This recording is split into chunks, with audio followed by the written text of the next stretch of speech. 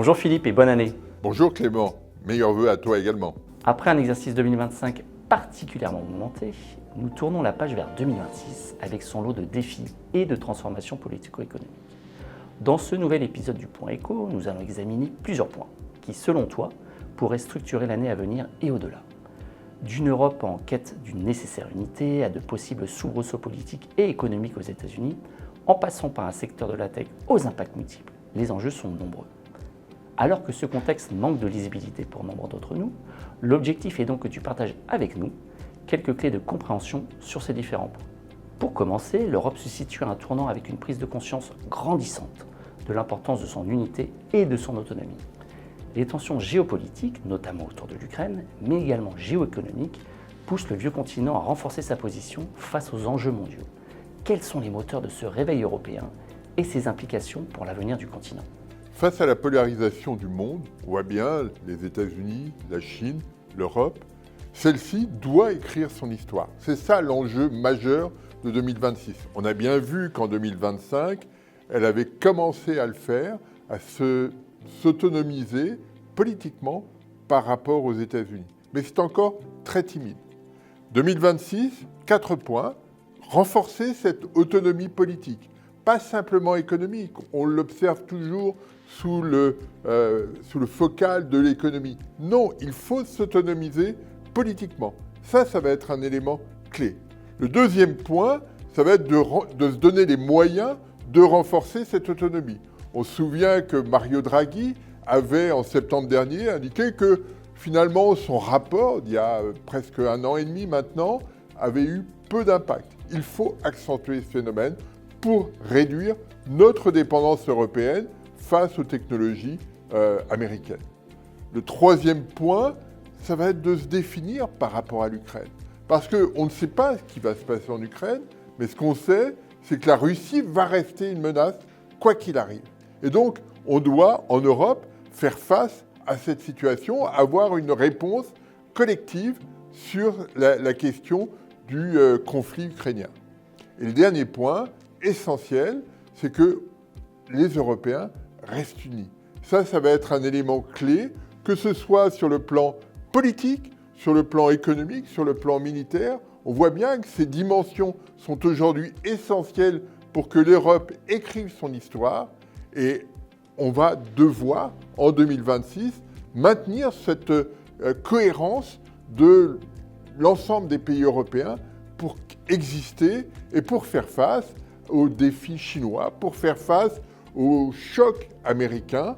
Et ça va être vraiment l'enjeu qui va structurer notre situation, nos incertitudes. Parce qu'on voit bien aujourd'hui, les Européens, les entreprises européennes sont dans une situation d'incertitude par rapport à l'environnement.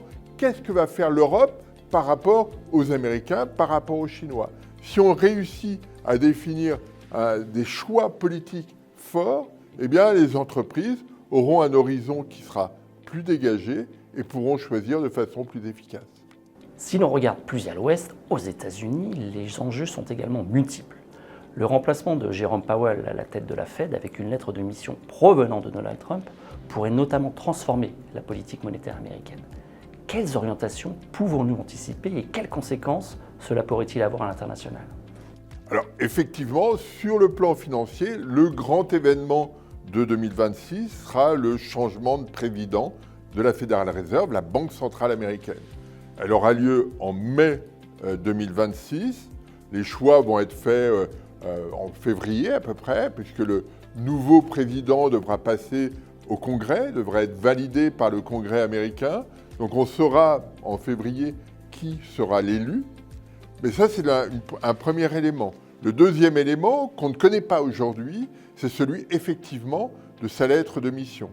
On sait que Donald Trump a été très critique vis-à-vis de Jay Powell sur la politique monétaire qu'il a pu mener.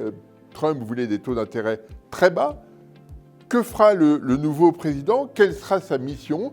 Quel sera le rôle de la Fed dans ce nouveau cadre ? Parce qu'on voit bien qu'un des éléments de réflexion de l'administration américaine, c'est de réduire un petit peu l'indépendance de la Federal Reserve. Donc là, il y a des choix très forts qui vont être faits et qui auront un impact considérable sur l'économie globale. Parce que si la Fed perd en indépendance, eh bien, quel sera l'actif sans risque dans l'économie mondiale? Aujourd'hui, ce sont les actifs américains, le T-bonds américain, le T-bills à 3 mois. Tout ça sont considérés comme des actifs sans risque. Si la Fed perd son indépendance, si ses choix sont dictés par la Maison-Blanche, comment ça se passera-t-il? Le troisième point est qu'on a eu à l'été dernier le Genius Act qui validait l'émission de stablecoins par les entreprises américaines principalement. Ce phénomène va s'étendre en 2026 et donc va accentuer la mainmise, et c'est l'objectif, du dollar sur l'ensemble de l'économie mondiale. C'est ça l'objectif de la Maison-Blanche, de Scott Bessent, le secrétaire d'État au Trésor, faire de telle sorte que le dollar reste la monnaie de référence et qu'associé à cela, il y ait une demande très forte de bons du Trésor américain. Que doivent faire les Européens, et c'est le quatrième point, face à cela? Les Européens ont deux contraintes fortes.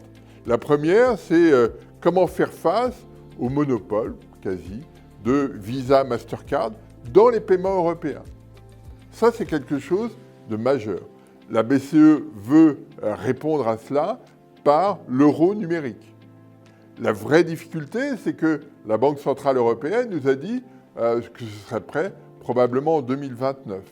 Et 2029, c'est très loin. D'ici là, le stablecoin a la capacité de se développer et de rendre l'Europe plutôt dépendante des États-Unis sur le plan des paiements.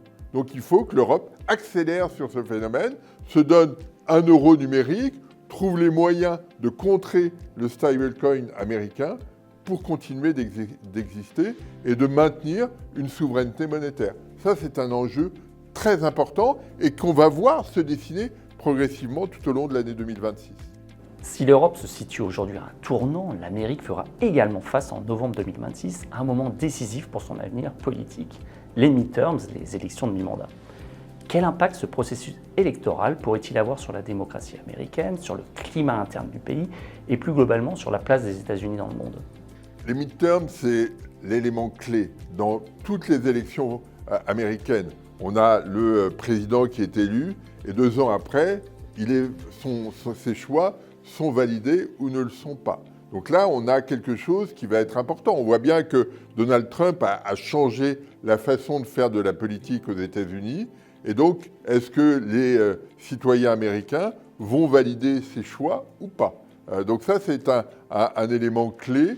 Il est probable que d'ici là, le gouvernement américain, la Maison-Blanche, vont mettre tout en œuvre pour que ces élections soient gagnées.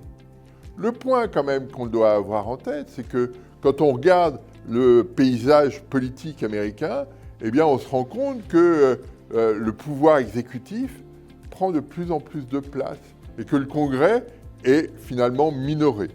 Et donc c'est ça qui va être intéressant de voir à la fois le résultat des élections de midterm, mais aussi ce rapport de force entre l'exécutif et le législatif. Parce que la démocratie, c'est l'exécutif, le législatif et le judiciaire. Est-ce que les trois vont rester indépendants? Ça, c'est une vraie question. Et une fois ceci fait, une fois qu'on aura les élections de midterm, eh bien, on aura une idée plus claire de la façon dont les États-Unis vont se déployer sur le reste du monde. On a bien vu avec la publication du rapport sur la sécurité nationale à la fin du mois de décembre que les États-Unis avaient une vraie stratégie mondiale. Est-ce que cette stratégie va être validée par les Américains?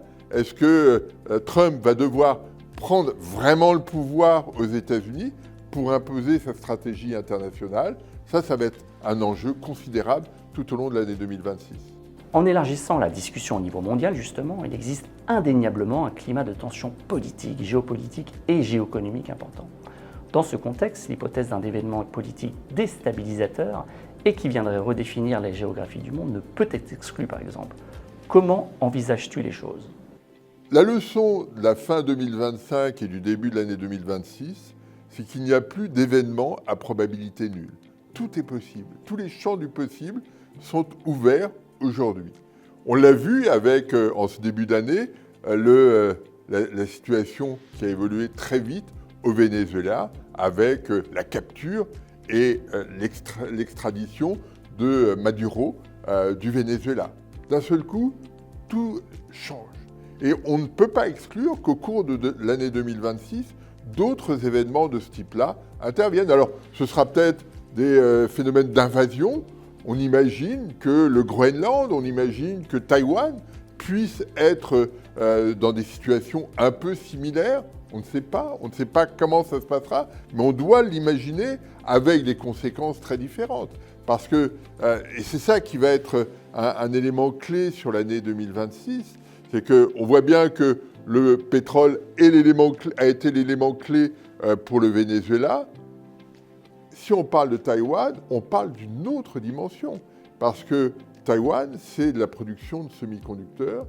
Et si effectivement la Chine met la main sur Taïwan, comme c'est évoqué parfois, eh bien, on rentre dans une autre dimension, puisque un certain nombre de pays, notamment les États-Unis, ne seraient plus alimentés par des semi-conducteurs taïwanais. Donc là, on change d'échelle.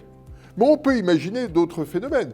En discutant comme ça autour, eh bien, les gens se disent pourquoi exclure des questions d'assassinat politique et des choses comme ça. On ne doit pas exclure ce genre de choses. Aujourd'hui, tout devient possible. Et quand on discute avec des Américains, des gens raisonnables aux États-Unis, eh bien, c'est quelque chose qu'ils ont en tête. On a eu Kirk qui a été assassiné à la fin de l'année 2025. C'était un personnage mineur, mais d'autres assassinats pourraient avoir lieu. Et donc, on doit avoir ça en tête. Et ça, ce sont des phénomènes qui auraient des impacts durables sur l'ensemble de la dynamique politique. Enfin, si l'on se penche sur un secteur économique qui, lui aussi, a le potentiel de bouleverser les équilibres, le secteur technologique, à quoi peut-on s'attendre? Alors que l'impact de la tech sur l'économie globale continue de croître, des ajustements, aussi bien financiers qu'industriels, sont-ils à craindre? Quelles conséquences cela pourrait-il avoir sur les marchés financiers et sur l'économie mondiale? La technologie est le grand espoir de 2025, de 2026. Et cette technologie est matérialisée par l'intelligence artificielle. Alors, ça pose un certain nombre de questions. La première, c'est l'intelligence artificielle comme rupture technologique générant de la productivité à l'échelle macroéconomique. On voit bien toutes les innovations qu'on a eues depuis une vingtaine, une trentaine d'années ont eu des effets microéconomiques sur notre productivité. On le voit sur la capacité à écrire facilement des textes, à faire des dessins, à faire tout un tas de choses, à avoir un téléphone portable. Tout ça a joué sur nos comportements, mais à l'échelle macroéconomique, l'impact a été très réduit. Tout le monde imagine, enfin pas tout le monde, mais un certain nombre imagine que l'intelligence artificielle va avoir un effet macroéconomique favorable et aura un côté un peu salvateur. D'un seul coup, la technologie va réduire les contraintes dans lesquelles on s'inscrit. Donc ça, c'est le premier aspect. Le deuxième aspect, c'est sur le plan cyclique, l'impact a été très fort, notamment aux États-Unis. Sur l'investissement des entreprises, le choc est majeur. Sur la construction de data centers, on voit bien que les data centers aujourd'hui sont plus importants en termes d'investissement que dans les bureaux, par exemple, ce qui est assez perturbant. On le voit aussi sur la consommation, parce que les portefeuilles des Américains les plus riches se sont accrus de façon spectaculaire avec la hausse de la technologie sur les marchés boursiers, ce qui fait que le poids des consommateurs les plus riches, des 10% les plus riches aujourd'hui, est très important. Les 10% des Américains ayant les revenus les plus élevés consomment 50% de la consommation américaine. C'est tout à fait considérable. Mais à court terme, tout ça est un soutien pour le cycle économique américain, ce qui fait que l'année 2025 aura été une année très favorable sur le plan cyclique aux États-Unis. Le troisième point, et qu'on voit bien que dans le secteur de l'intelligence artificielle américaine, il y a une espèce de circularité. Chacun investit dans son voisin sur des montants considérables. Et donc, tant que tous les acteurs sont robustes, cela fonctionne bien, la question qui est posée est de savoir si à un moment donné, il n'y aura pas un chaînon fragile dans cette construction. Et est-ce que ce chaînon fragile emportera l'ensemble du marché ou simplement sera écarté et maintiendra quand même une dynamique collective? Ça, c'est une question qui est posée. Qui sera le chaînon fragile de la construction? Le quatrième point est que, malgré tout, la valorisation boursière est absolument considérable.